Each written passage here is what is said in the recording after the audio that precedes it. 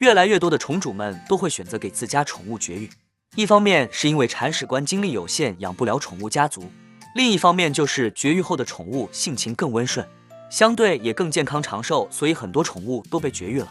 有位铲屎官就反映了，自己也是为了猫咪的长远打算，为了猫咪更健康长寿，也选择了给自己猫咪绝育。但是小猫实在不识好人心啊，回家竟然闹绝食了。你说气不气人？铲屎官给猫咪做了绝育手术，猫咪闹绝食，猫咪绝育后不吃饭怎么办？其实想要解决猫咪绝育后不吃饭，就要弄清楚猫咪为啥绝育后就不吃饭。一，不论公猫还是母猫，兴致冲冲的出门，回来少了的零件自然被打击到了，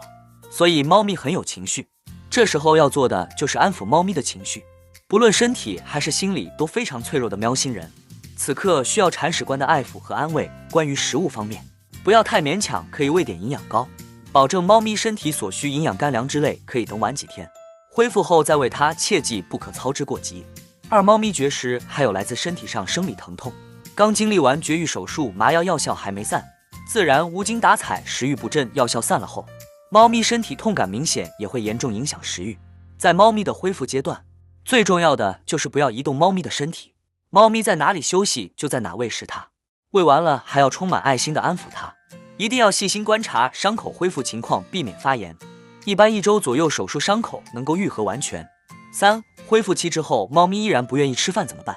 如果恢复期7天之后依然不愿意吃饭，那就是伤得很了，心情还没恢复过来呢。铲屎官可以买点小零食，增加食欲的营养膏等，拌在猫粮里面来增加它的食欲。在猫咪的整个术后恢复期，铲屎官都要多多陪伴它，陪它度过心情低谷期，让它感受到爱意，不要继续想不开，继续沉浸在受伤的心情中哦。